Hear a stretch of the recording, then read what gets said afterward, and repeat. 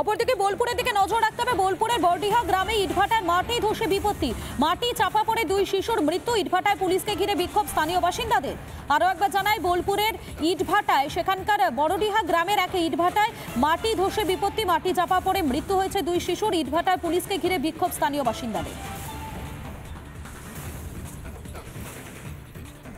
মাটি কেটেছে, গর্ত করেছে, বালি তুলেছে, বাচ্চারা খেলতে গেছে হয়তো, নিয়ে ওইখানটা মাটিটা ধস নেমে গেছে, বাচ্চা দুটো ঢাকা পড়ে গেছে। ভাটার মালিক তো ফোন করছে, বলছে আমি যাচ্ছি বলে এখন আসছে না।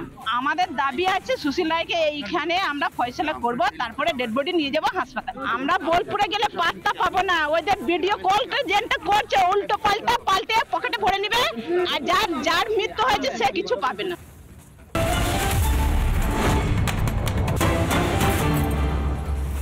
প্রতিবেশী রাষ্ট্র বাংলাদেশে কবে গণতন্ত্র ফিরবে, এই নিয়ে যখন ভারত থেকে শুরু করে আন্তর্জাতিক মহলে বিভিন্ন প্রশ্ন উঠছে যে কবে সেখানে ভোট হবে, আদতে হবে কি, তখন দেখা যাচ্ছে যে এবার বিএনপির মহাসচিব আসরে নেমেছেন। তিনি বলছেন যে মোহাম্মদ ইউনূসের সঙ্গে তার বৈঠক হয়েছে। বিএনপি মহাসচিব জানাচ্ছেন যে এবার চলতি বছরের ডিসেম্বরের মধ্যেই নাকি জাতীয় সংসদের নির্বাচন হবে বাংলাদেশে, এমনটাই জানিয়েছেন বিএনপি মহাসচিব মির্জা ফখরুল ইসলাম আলমগীর। মোহাম্মদ ইউনূসের সঙ্গে বৈঠক শেষে জানিয়েছেন ফখরুল ইসলাম, যেখানে একটা অন্তর্বর্তী সরকার চলছে, যেখানে নিত্য দিন প্রতি মুহূর্তে নতুন নতুন করে অরাজকতার ছবি উঠে আসছে বাংলাদেশ থেকে, যেখানে অত্যাচার চলছে, মৌলবাদীদের বিরুদ্ধে যে কণ্ঠ তুলবে, কথা বলবে, তাকে গারদে নিয়ে যাওয়া হচ্ছে, পুড়ে দেওয়া হচ্ছে। তিনি হতে পারেন কোনো সাহিত্যিক, শিল্পী, অভিনেতা, যাই হন না কেন। অপারেশন ডেভিলের নাম করে যে অত্যাচার চলছে, তারপরেও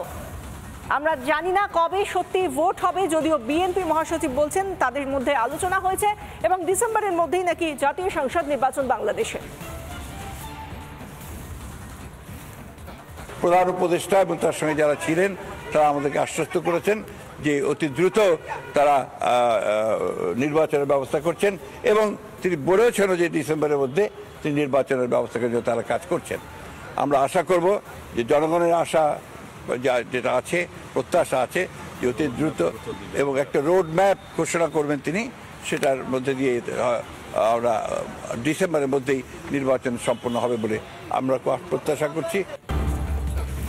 আর এই মুহূর্তে আমাদেরকে যে খবরের দিকে নজর রাখতে হবে, অবশ্যই সুপ্রিম কোর্টেও ঝুলে রইল 26,000 চাকরির ভবিষ্যৎ। আরও একবার জানাই, সুপ্রিম কোর্টেও ঝুলে রইল 26,000 চাকরির ভবিষ্যৎ। এদিন এসএসসি মামলার সব পক্ষের মন্তব্য শোনেন সুপ্রিম কোর্টের প্রধান বিচারপতি ডিভিশন বেঞ্চ, এবং এ বিষয়ে বিক্ষোভকারীদের কি বক্তব্য শোনাই আপনাদের। সেগ্রিগেশন হবে এবং সিবিআই যে তথ্যটা দিয়েছে, এসএসসিও বলেছে যে আমরা যে যাদেরকে অযোগ্য হিসেবে ধরে নিচ্ছি এবং সিবিআইয়ের যে লিস্ট যাদের নামে অভিযোগ আছে সেই লিস্টের তথ্য এসএসসি মেনে নেবে। তো সেই বেশি এই দুটো তথ্যকে মিলিয়েই সেগ্রিগেশন হবে। যে ওএমআর পাওয়া গেছে হার্ড ডিস্কে নাইসার কাছ থেকে এবং ডেটা স্ক্যানটেকের কাছ থেকে, দুটো ওএমআরের হ্যাশ ভ্যালু মিলে গেছে এবং ওই ওএমআরের ডেটাগুলো অথেন্টিক। এই বহুস্তরীয় প্রাতিষ্ঠানিক দুর্নীতি যদি সেগ্রিগেশন সম্ভব না হয় তাহলে গোটা প্যানেল সেটা ক্যান্সেল হয়, এটাই নিয়োগের আইন। রাজ্য সরকারও মেনে নিয়েছে যে ওয়াইড স্প্রেড ইলিগালিটি হয়েছে এবং এসএসসিও মেনে নিয়েছে যে সিবিআই যে ডাটা দিয়েছে সেই ডাটা সঠিক।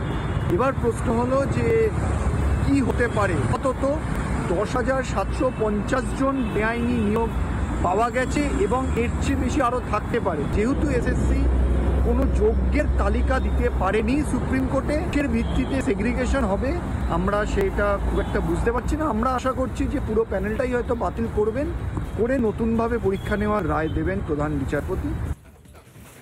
আপনাদের শোনালাম তারা ঠিক কি বলছেন, তাদের কি বক্তব্য, এবং এই বিষয় নিয়ে বিজেপি বিধায়ক শঙ্কর ঘোষ কি বলছেন শোনাই, এবং এর পাশাপাশি কংগ্রেস মুখপাত্র সৌম্য আইচ রায় তিনি কি বলছেন শোনাই আপনাদের। তারা যোগ্য তাদের চাকরিকে সুনিশ্চিত করবার প্রশ্নে আমরা ইতিমধ্যেই সে কথা সর্বসমক্ষে বলেছি এবং তার পাশাপাশি পর্ষদ যেভাবে যোগ্য এবং অযোগ্যদের তালিকার সেগ্রিগেশন করেনি, তার ফলে যে পরিস্থিতি তৈরি হয়েছে তার জন্য সম্পূর্ণরূপে দায়ী হচ্ছে রাজ্যের সরকার এবং পর্ষদ। জীবিকা, যৌবন, বয়স সব কেড়ে নিল এই সরকার। মেনুর মতো করে লিস্ট তৈরি করে চাকরি বিক্রি করেছে।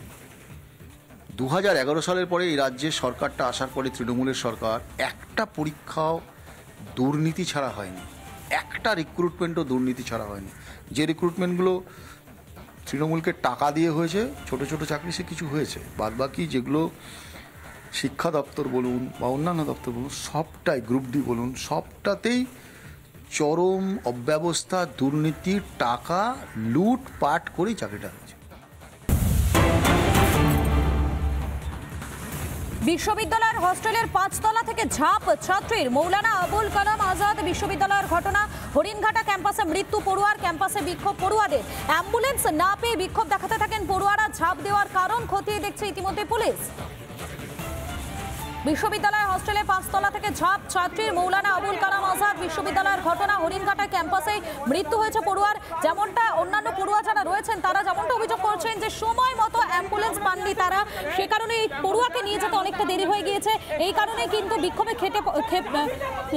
ফেটে পড়েন অন্যান্য পড়ুয়ারা।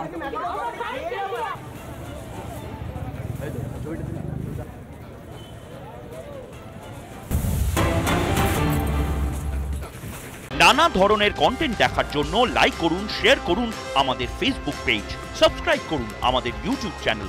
পাশাপাশি অন্যান্য ব্রেকিং নিউজের জন্য অবশ্যই চোখ রাখুন রিপাবলিক বাংলায়।